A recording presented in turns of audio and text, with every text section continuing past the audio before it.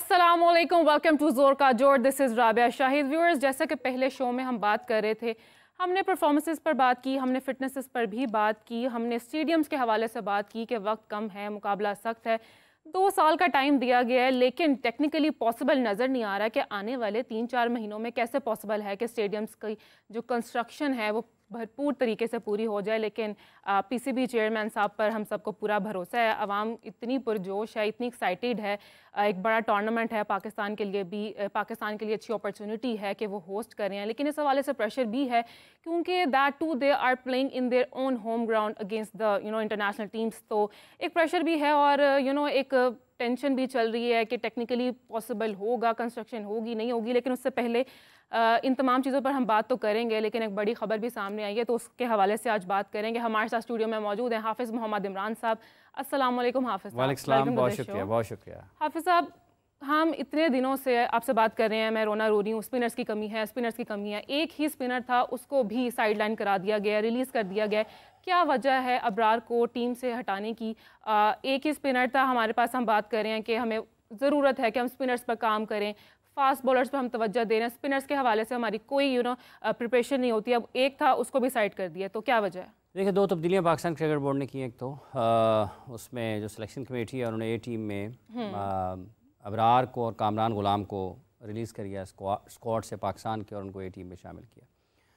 और अकलौते स्पिनर थे पाकिस्तान के जिनको शामिल किया गया था 17 रुकनी स्क्वाड में। एक तो वो 15 रुकनी हो गया क्योंकि ये 2 लोग वहाँ से निकल आ गए हैं।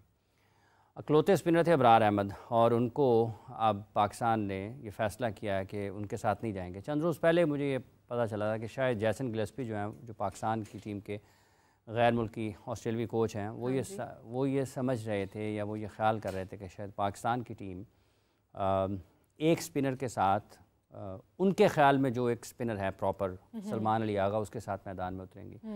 उस वक्त इसके ऊपर कोई इतना ज़्यादा तवज्जो नहीं दी गई क्योंकि सलमान अली आगा को आप जो मर्ज़ी कह लें, वो एक राइट आर्म ऑफ स्पिनर हैं जो कि बॉल कर लेते हैं। मतलब ये है ना कि आप 2 लोग चाह रहे हैं किसी लंबे सफ़र पर और ड्राइवर एक है स्पेशलिस्ट, लेकिन साथ वाला कहते हैं यार अभी गड्डी चला लेंदा है, हाँ, इसको भी ये भी कहीं आपको सांस लेने के लिए पेश है, चला लेंदा है।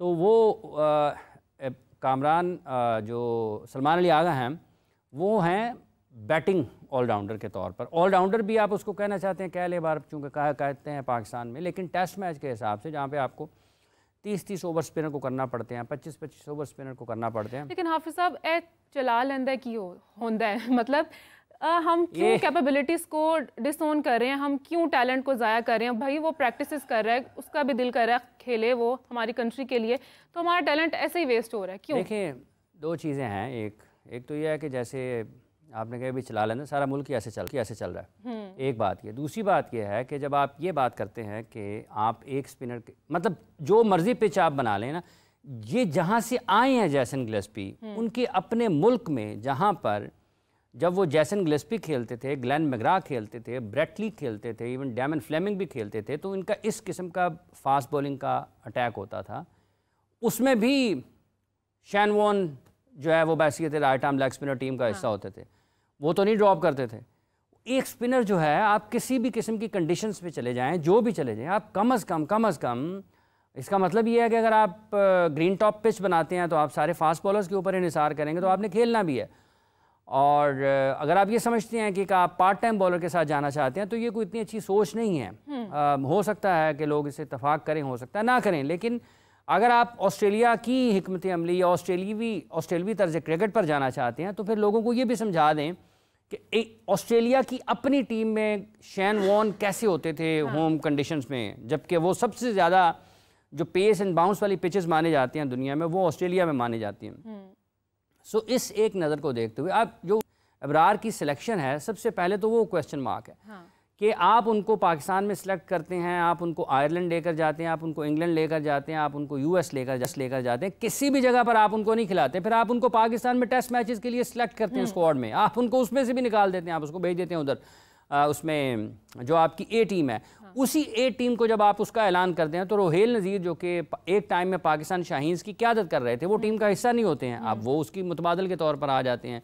कामरान गुलाम को आप वहाँ से स्क्वाड से निकालते हैं और आप उनको यहाँ पर ए टीम में डाल देते हैं। तो क्या कामरान गुलाम को पाकिस्तान की टीम में खेलना चाहिए अब के वक्त में, या फिर अभी उसको ए टीम के दौरे करवाने हैं? और अगर आप उसको, उमर अमीन को आपने भेजा था वहाँ पर ऑस्ट्रेलिया में भी, यहाँ पर भी ए में खिलाया, तो ये मतलब है कि कुछ चीज़ें ऐसी हैं जो जब आप हकीकत को देखते हैं, जब आप उन तमाम चीज़ों को जो क्रिकेट की तारीख़ है उसको देखते हैं, जो आप हिकमत अमली की बात करते हैं, तो वहाँ पर इसमें तसादम नज़र आता है। अल्लाह करे कि पाकिस्तान की टीम जब खेले बांग्लादेश के ख़िलाफ़ तो पाकिस्तान मैचेस जीते। पाकिस्तान अगर 4 फास्ट बॉलर्स के साथ भी जाता है तो ठीक है, अच्छा ठीक है, फास्ट बॉलर्स को पिच जो है वो सपोर्ट करती है, लेकिन डोंट यू थिंक कि हमारे पास बैक एंड पे भी कोई ऑप्शंस होनी चाहिए? क्योंकि 1 मिनट में एक चीज़ ऐड करना चाहूँगी, मुश्ताक अहमद साहब ने भी रिसेंट कहा है कि सईद अजमल और Saqlain Mushtaq one of the finest spinners we had previously, but quality spinners थे, उनको एज अ कोच हायर करना चाहिए और स्पिनर्स तैयार करने चाहिए। डिसएग्री। वाई? देखें, बात ये है, पाकिस्तान की टीम में आके कोच स्पिनर्स ने तैयार होना है। असल मसला पाकिस्तान की निचली की सतह है, जहां से लोगों ने आना है। आपके पास तो वहां पर कोई पहुंच ही नहीं पा रहा। ठीक है, अगर किसी ने मीनारे पाकिस्तान के ऊपर चढ़ के झंडा लगाना है तो उसको नीचे से ऊपर जाना पड़ेगा, वो ऊपर से नीचे नहीं गिरेगा। ठीक है, पाकिस्तान की टीम के साथ स्पिन बॉलिंग कोच होना चाहिए, बिल्कुल होना चाहिए। ठीक है, जब आप फास्ट बॉलिंग कोच रखते हैं तो आप स्पिन बॉलिंग कोच क्यों नहीं रखते? लेकिन क्या सिर्फ पाकिस्तान की टीम की सतह पर ही आपको स्पिन बॉलिंग कोच की जरूरत है? आप नीचे नजर तो दौड़ाएं ना, जहां से आपके स्पिनर्स आने हैं, जो आपकी फर्स्ट क्लास की टीम्स हैं, जो आपकी डोमेस्टिक क्रिकेट की टीम्स हैं, जो आपकी सारी स्ट्रक्चर में टीमें आती हैं, जो आपका डेवलपमेंट का एक पूरा प्रोसेस है, वहां पर स्पिन बॉलिंग कोच नहीं होना चाहिए जो आपको 1 नहीं 2 3 4 5 6 7 8 स्पिनर्स तैयार करके पाकिस्तान क्रिकेट बोर्ड की सिलेक्शन कमेटी को दे। जब आप पाकिस्तान की टीम में जाएंगे ना, आपके पास 1-2 स्पिनर्स होंगे। क्या ये बेहतर है कि आप 1-2 स्पिनर्स के साथ काम करें, या ये बेहतर है कि आप 30-35 स्पिनर्स के साथ काम करें और उसमें से एक खेप तैयार करके पाकिस्तान को दें? सो उनका ये नुक्ता नज़र ठीक है और वो काफ़ी वक्त से है कि होना चाहिए। और वो उसकी वजह ये भी है कि देखें, वो बांग्लादेश की टीम के साथ बैसियत स्पिन बॉलिंग कोच काम कर रहे हैं, वो इंग्लैंड के साथ किए, वो अभी अंडर 19 इंग्लैंड के साथ किए, वो और मुल्कों के साथ किए, सकलैन मुश्ताक ने और मुल्कों के साथ किए। लेकिन सवाल पाकिस्तान में सिर्फ पाकिस्तान क्रिकेट टीम की सतह पर स्पिन बॉलिंग कोच का नहीं है, उस ढांचे का, उस बुनियादी ढांचे का, जहां पर आपके पास शायद उस तरह के स्पिन बॉलर्स मौजूद ही नहीं है, या हैं तो आप उनको खिलाना नहीं चाहते हैं। मतलब 8-10 बरसों में जो आपके स्पिनर्स थे, क्या वो डेवलप हुए हैं या उनकी कारकर्दगी में तनज़ली आई है, उनकी कारकर्दगी जवाल की जानिब गई है? तो आपको ये लगेगा कि कारकर्दगी में कहीं ना कहीं तनज़ली है। पाकिस्तान टीम की सतह पर स्पिन बॉलिंग कोच, अगर आप फास्ट बॉलिंग कोच रखते हैं, बैटिंग कोच रखते हैं, हेड कोच रखते हैं, हाई परफॉर्मेंस कोच रखते हैं, मतलब कोच दर कोच रखते हैं, एक पूरी कोच भर लेते हैं कोचों की, तो फिर उसमें स्पिन बॉलिंग कोच भी रखा जा सकता है। लेकिन असल मसला ये है कि जो आपका ढांचा है, क्या वहाँ पर जगह मौजूद है, क्या वहाँ पर काम करने की ज़रूरत है या नहीं है? कि आपने 25-30 स्पिनर्स को तैयार करना है या सिर्फ आप 1-2 स्पिनर पर तवज्जो देना चाहते हैं? मेरा ख्याल है आप वहाँ पर भी रखें, अगर आपको ज़रूरत है तो फिर आपको उस सतह पर भी काम करना चाहिए जहाँ से आपकी असल में नर्सरी है। अच्छा हाफिज़ साहब, हालांकि कोई मुआवजा नहीं है शाहीन का इंटरनेशनल टीम के साथ, लेकिन वीसी के पहले भी ऐसा हुआ था कि बाबर को कप्तानी से हटाया, शाहीन को लेके आए, फिर शाहीन को उठाया, फिर बाबर को लेके, लेकिन अभी भी यहाँ पर भी वही सिचुएशन हो रही है, सऊद को हटाकर कामरान को लाया गया है। तो इसकी क्या रीज़न हो सकती है लास्ट मिनट चेंजेस की? देखिए, वो सऊद चूँकि पाकिस्तान के स्क्वाड का हिस्सा है, वो पाकिस्तान टीम के कैप्टन है। ये जो मैच उनको शाहीन्स का दिया गया था, ये शाहीन्स का मैच एक प्रैक्टिस मैच के तौर पर लिया, और जो खिलाड़ी यहाँ से पाकिस्तान की टीम में जाने थे वो पाकिस्तान की स्क्वाड का हिस्सा बन गए, वो पाकिस्तान की नुमाइंदगी करेंगे। शाहीन्स की टीम जो है, इसमें कुछ खिलाड़ी जो अब आए हैं, ये बुनियादी तौर पर उस स्क्वाड का हिस्सा होना चाहिए थे, बल्कि इसकी जगह पर और भी जो कि आपके हकीकी मानों में ए टीम का या शाहीन्स, जिसको आप जो भी नाम दे लेंगे, वो उसमें होना चाहिए थे। तो सऊद चूँकि पाकिस्तान के लिए खेलेंगे टेस्ट मैच अगेंस्ट बांग्लादेश, तो वो उसलिए उनको रिलीज़ कर दिया गया ए टीम से, और उनको वो पाकिस्तान स्क्वाड के साथ ज्वाइन कर लेंगे। और भी खिलाड़ी जैसे नसीम थे काफ़ी, और 2-3-4 और भी खिलाड़ी, तो वो वहाँ पर चले जाएंगे, और जो वहाँ पर थे उनको यहाँ पर भेज दिया गया।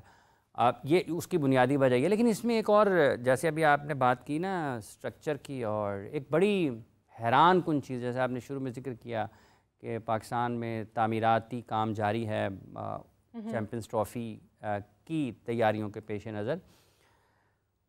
ठीक है कि हमें इमारात की, बिल्डिंग्स की तामीर की, तरक्की की ज़रूरत है हर सतह पर, लेकिन एहसानुल्लाह पाकिस्तान के एक फ़ास्ट बॉलर हैं, उनके वालिद ने आज रिक्वेस्ट की है कि उसके बेटे को स्वात से नेशनल क्रिकेट एकेडमी बुलाया जाए रिहैब के लिए। अब ये बहुत तकलीफ़देह है और सवालिया निशान है पाकिस्तान क्रिकेट बोर्ड के उन फैसला साज़ों पर कि आपको अगर एहसानुल्लाह जैसे टैलेंट पर भी आपका इस हद तक तवज्जो है।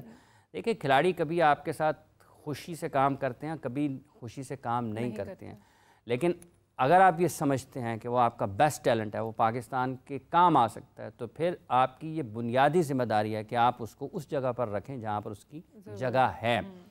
और अगर उसकी जगह नेशनल क्रिकेट एकेडमी में है रिहैब के तौर पर, तो उसको वहाँ पर होना चाहिए। ये कौन सा रिहैब है जो स्वात में हो रहा है?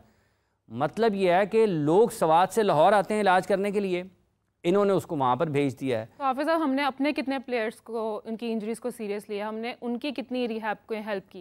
यही तो एक मसला है ना। देखें, ये स्टूडियो बनाना बहुत ज़रूरी है, लेकिन इस स्टूडियो में काम करने वाले होने भी चाहिए।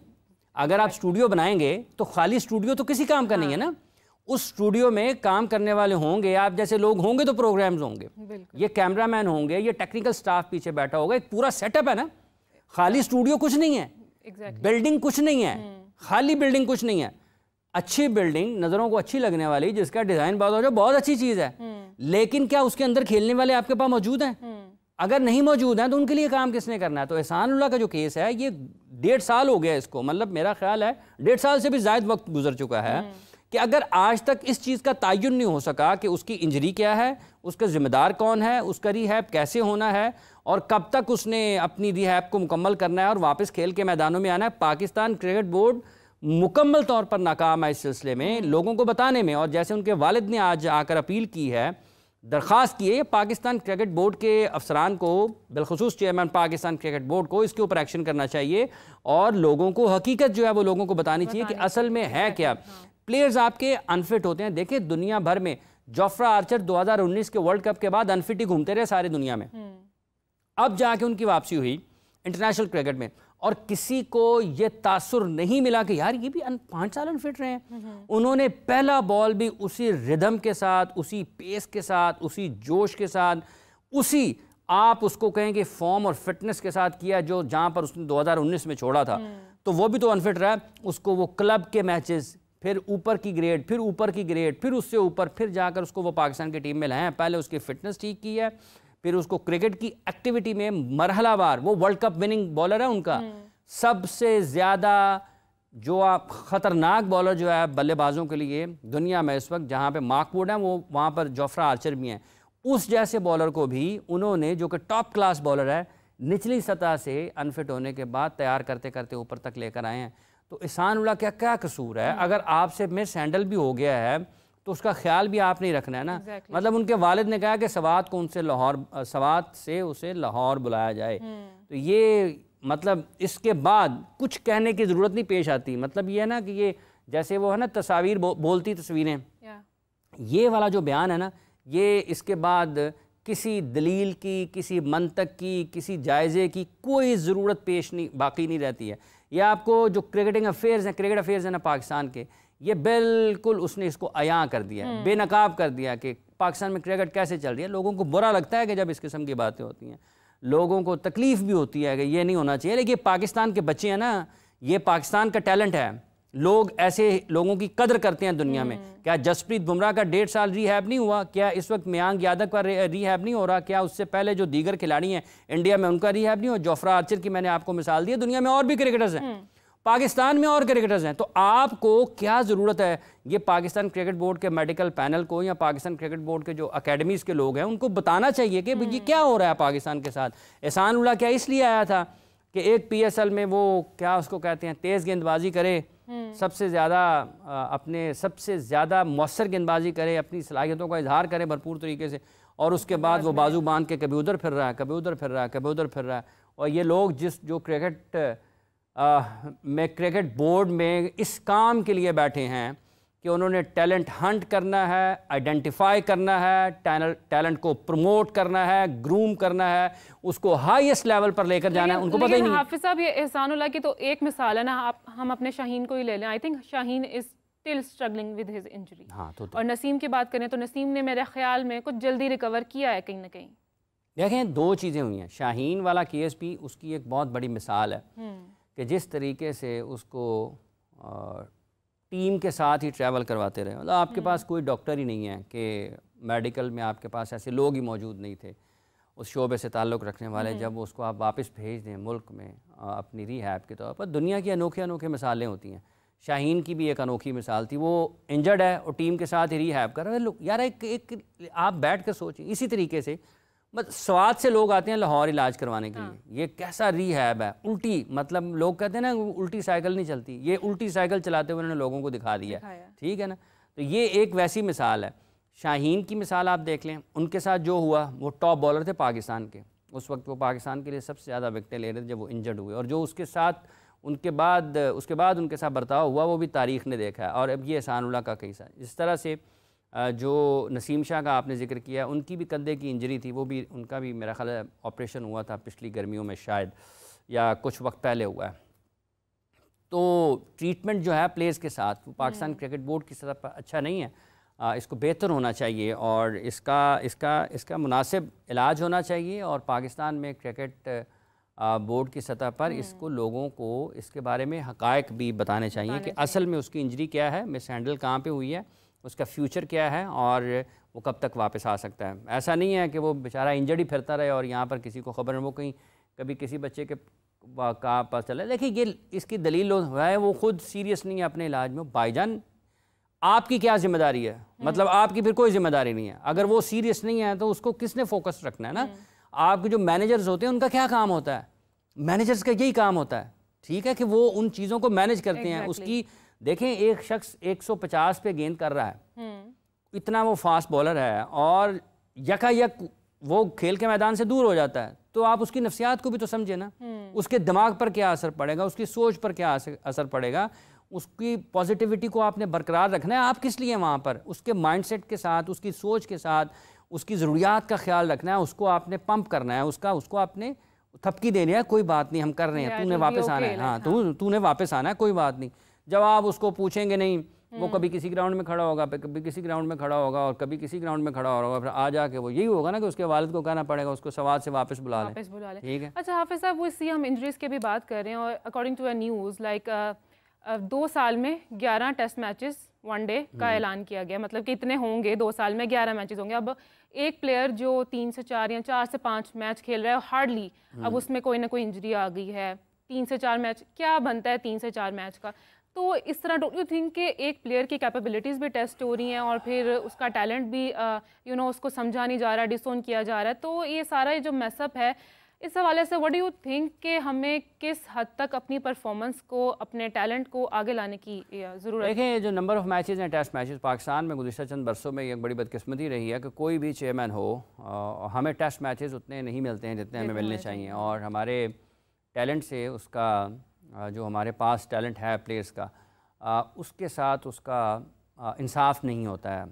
उनको रेड बॉल क्रिकेट ज़्यादा मिलनी चाहिए जैसे दुनिया की टॉप टीम्स खेलती हैं। पाकिस्तान का शुमार भी दुनिया की बेहतरीन टीमों में होता है। अगर आज पाकिस्तान की टीम अच्छी क्रिकेट नहीं खेल पा रही है तो उसका ये मतलब नहीं है कि पाकिस्तान अपनी उस जगह से हट जाएगा या ख़त्म हो जाएगा, या पाकिस्तान की डिक्लाइन बहुत तेज़ी से नीचे जाएगी या अहमियत कम हो जाएगी। उतार चढ़ाव आते हैं, आपको बाउंस बैक करना पड़ता है। तो ये जो 3-4 मैचेस अगर साल में आपको टेस्ट मैच मिलेंगे तो ये भी एक वाज़ेह सबूत है। जिन लोगों ने FTP या जो पाकिस्तान के इंटरनेशनल क्रिकेट को डिज़ाइन करते हैं वो बताएं लोगों को कि ऐसा क्यों है, पाकिस्तान के साथ ही क्यों है। अभी तो इंडिया ने 5 टेस्ट मैचों की सीरीज़ खेलने के लिए ऑस्ट्रेलिया जाना है। अभी उन्होंने इंग्लैंड को होस्ट किया था इसी साल में, मेरा ख्याल 3 टेस्ट मैचों की सीरीज़ के लिए। फिर मेरा ख्याल बांग्लादेश ने भी वहाँ पर टेस्ट मैचेस खेलने हैं। फिर वो ऑस्ट्रेलिया जाएंगे 5 टेस्ट मैचों की सीरीज़ के लिए। फिर इंग्लैंड भी मेरा ख्याल है, इंग्लैंड ने आना है या कहीं जाना है उन्होंने। तो इसी तरीके से आज अभी भी मेरा ख्याल है कि इस वक्त भी वेस्ट इंडीज़ की और साउथ अफ्रीका की टेस्ट सीरीज़ चल रही होगी। मतलब आयरलैंड भी किसी के साथ खेल रहा था टेस्ट मैच, मुझे याद नहीं पड़ा, शायद जिम्बाब्वे के साथ खेल रहा था या पता नहीं किसके साथ खेल रहा था।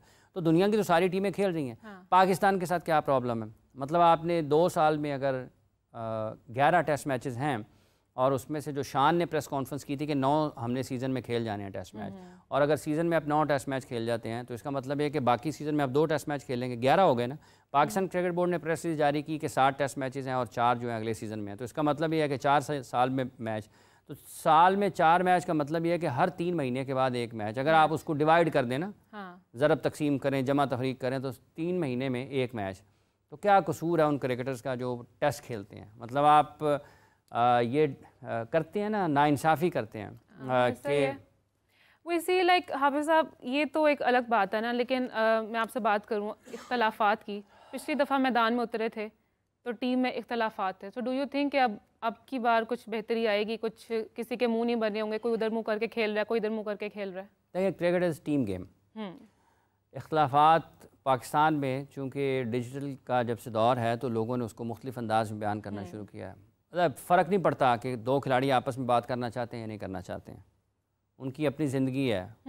मतलब अगर 2 लोग एक दूसरे को पसंद नहीं करते हैं या एक दूसरे के साथ बैठना नहीं चाहते हैं तो ज़बरदस्ती तो आप नहीं बिठा सकते उनको।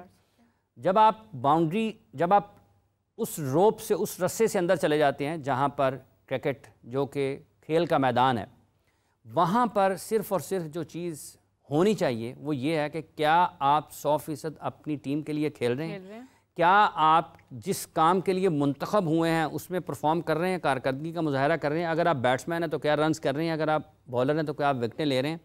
और आप खेल के मैदान में क्या उस हद तक जो आपका काम है वो कर रहे हैं या नहीं कर रहे हैं? ये सबसे ज़्यादा अहम होना चाहिए। अगर किसी में ये अहलियत नहीं है कि वो रस्से के अंदर जो खेल हो रहा है उसका जायज़ा ना ले सके और उस जायज़े की बुनियाद पर वो फ़ैसले बेहतर ना कर पाए, तो फिर ये कसूर किसी और का नहीं है। कसूर उन फैसला करने वालों का जो ये समझ ही नहीं पाते हैं कि ये खिलाड़ी जब मैदान में उतरते हैं तो डिफरेंट, अब ये फिर लोगों को बुरा लगता है। आपको अगर समझ ना आए कि कोई कैसे खेल रहा है, आप किसी को क्यों दोष देंगे? फिर लोगों को तो, जिन लोगों को समझ आती है ना खेल की, उनको पता लग जाता है कि बॉलिंग कैसी हो रही है, बैटिंग कैसी हो रही है, फैसले कैसे हो रहे हैं, फील्ड में आप कैसे भाग रहे हैं, आप फील्ड कहाँ पर कर रहे हैं, कहाँ पर आपको करनी चाहिए। ये सारी चीज़ें जो ऊपर बैठे लोग हैं उनको समझ आनी चाहिए। अगर उनको समझ नहीं है, भी नजर आना बंद हो जाता है उस टाइम पे। देखें, बात यह है कि जब उनको पता होगा ना कि ऊपर बैठे जो लोग हैं उनको समझ आ रही है और वो हमारे साथ उसी ज़ुबान में बात करेंगे जो कि खेल की ज़ुबान है, वो कहेगा भाईजान मियाँ आप क्या चाहते हैं? कहेगा जो मैं खेलना चाहता हूँ। वो कहेंगे फिर इस तरह नहीं खेला जाता जैसे आप खेल रहे हैं। तो वो समझ आ जाती है सुनने वालों को कि मुझे क्या कहा जा रहा है। ठीक है, ऐसा नहीं है कि खिलाड़ियों को पता हो, लेकिन जब आप इसी में खुश हो जाएं कि खिलाड़ी ने फ़ोन कर दिया मुझे, हो क्या बात हो गई, सेल्फ़ी ले लें। जब आप लोग खिलाड़ियों को खुद अपने काम कहना शुरू कर देंगे कि यार फ़लाँ फंक्शन पे चले जाएं, फ़लाँ के साथ फ़ोटो उतरवा लें, फ़लाँ इवेंट है उस पर चले जाएं, ये किसका ऐड कर दें, ये कर लें, तो फिर वो फ़ैसले नहीं कर पाते। अच्छा, ये इख्तलाफात की बात तो होती है, लेकिन इसमें फिर परफॉर्मेंस भी बहुत ज़्यादा इफेक्ट करती है। वो इसी रैंकिंग के हवाले से अभी बासित अली ने भी क्रिटिसाइज़ किया है, काइंड ऑफ क्वेश्चन किया है कि Babar is always on the top, वो टॉपर है तो उसकी परफॉर्मेंस पर कोई ध्यान ही नहीं है, ऐसे ही छोड़ा हुआ है। देखिए, बात यह है कि ये जो रैंकिंग है, पहली बात यह है कि आईसीसी की रैंकिंग, ये तो कुछ अजीब सा ही निज़ाम है इसका भी। आप 3 महीने मैच नहीं भी खेलते हैं, आप नंबर 1 नहीं होते हैं, तो ये, और अगर कोई खिलाड़ी अपनी टीम के लिए 3 महीने में 8 मरतबा मैच को बदलने वाली कारकर्दगी का मुजाहरा करता है लेकिन उसके रन्स कम होते हैं या उसकी विकेटें कम होती हैं तो रैंकिंग में नज़र ही नहीं आता, हालांकि उसको टॉप रैंक प्लेयर होना चाहिए। तो ये जो रैंकिंग वाला मामला है ये तो और ही किसी तरफ जाता है, इसकी कोई समझ नहीं है। तो हमें लोगों को खुश करने के लिए, वो जैसे मैं, मतलब है कि अभी बाहर निकलूं तो सामने से कोई बंदा आए मेरे और मैं उसको वो मुझे अच्छा लगता है और मैं, आप भाईजान बहुत चंगे लग रहे हो यार तुझे क्या बात है थोड़ी, तो जब वो गुजर जाए कि दिमाग खाई जा रहे हैं लाइक हर टाइम तो नहीं ना एक शख्स। हाँ, तो ये जो है ना, ये रैंकिंग कुछ इस किस्म की है कि हमें जारी किए जा रहे हैं। जहाँ तक ताल्लुक बाबर का है, देखें उनको ये अब गुज़िश्ता साल 1.5 साल से जो उनकी कारकर्दगी का मायार होना चाहिए, जो उनकी सलाहियतों के मुताबिक है और जिसका उन्होंने अपने ख़ुद भी वो मायार मुकर्रर किया हुआ, लोगों को उन्होंने उसका एक टेस्ट डेवलप कर चुके हैं कि वो किस तरह के खिलाड़ी हैं, तो उनको वैसी क्रिकेट खेलने की ज़रूरत है। ये होम सीरीज़ है, जो 2 टेस्ट हैं बांग्लादेश के ख़िलाफ़, अगर बारिश ज़्यादा ख़राब नहीं करती मैच को, मैच मुकम्मल होता है, तो बाबर के पास एक मौका है कि वो अपने उस असल रंग में वापस आएँ। लंबा सीज़न है पाकिस्तान का, जैसा कि 7 टेस्ट मैचेस बकौल Pakistan cricket board, 9 test matches बकौल Shan Masood captain Pakistan test team, तो उसको 9 हो या 7 हो, इन 7 या 9 मैचों में बाबर आजम के पास अगर 7 मैचेस हैं तो फ़र्ज़ कर लें 14 बारियाँ हैं, 9 मैचेस हैं तो 18 बारियाँ हैं, तो इनमें उनके पास 4-5-100 उनके आने चाहिए इन मैचेस में। वेल नाउ हाफिज़ साहब, moving towards the champions trophy, भाई स्टेडियम कह रहे हैं कि 2 साल लग जाएंगे, 6-5-4 महीनों में कोई सीन नहीं ऑन होने वाला, क्या ख्याल आते हैं आपके उसके ऊपर? देखिए, ये जो स्टेडियम्स की रेनोवेशन का पाकिस्तान क्रिकेट बोर्ड ने काम शुरू किया है, इसमें कोई दूसरी राय होनी नहीं चाहिए कि इसको कबल अज़ वक्त पाकिस्तान क्रिकेट बोर्ड ने मुकम्मल करना है चैम्पियंस ट्रॉफी के लिए। मेरा ख्याल है कि वो उसमें करेंगे, चूँकि कैसे करेंगे, टेक्निकली पॉसिबल ही नहीं है। देखिए, ये जो उन्होंने इसकी डेडलाइन दी थी कदाफ़ी की, ये उन्होंने बताया था कि वो इसको मुकम्मल करेंगे मेरा ख्याल है जनवरी के शुरू में, मेरा ख्याल है या दिसंबर के आखिर में या जनवरी के शुरू में इसको उन्होंने मुकम्मल करना है। तो अगर ये आप मुकम्मल नहीं करते हैं तो ये तो बहुत बड़ा सवालिया निशान होगा, क्योंकि आप चैम्पियंस ट्रॉफ़ी की मेज़बानी कर रहे हैं और ये 29 साल के बाद कोई ICC का इवेंट पाकिस्तान होस्ट कर रहा होगा। तो इसको तो पाकिस्तान को, पाकिस्तान क्रिकेट बोर्ड को, जिन लोगों के साथ ये काम, जो लोग ये काम कर रहे हैं, उसकी बुनियादी ज़रूरत है कि उन्होंने इसको कबल अज़ वक्त, जो कि डेडलाइन है, जो आखिरी तारीख़ है उसकी, उससे पहले उनको करना है। और इसकी आखिरी तारीख़ जो है वो चैम्पियंस ट्रॉफ़ी के शुरू होने से कोई और कुछ नहीं तो 2-3 हफ्ते, 1 महीना कम अज़ कम पहले होनी चाहिए, ताकि ऑपरेशनल हो जाए सारी की सारी चीज़ें। ठीक है, चेक कर लें आप उसको, 1 महीना कम अज़ कम मेरा ख़्याल है कि उससे पहले होना चाहिए, ताकि अगर खुदा न खास्ता किसी जगह पर कोई कमी गड़बड़ रह जाती है तो आप उसको पूरा करने के पास, आपके पास वक्त हो, कि आपके पास 3-4 हफ्ते हों कि आप देख सकें यार यहाँ पर ये ख़राब रह गया है, 1-2 दिन का काम है, उसको कर लेंगे। ऐसा तो नहीं होगा ना कि टीमें आपके पास आके बैठ जाएं और आप अपनी कुर्सियाँ सीधी करते फिरें। मतलब पंजाबी की बड़ी मिसालें इसके ऊपर आती हैं।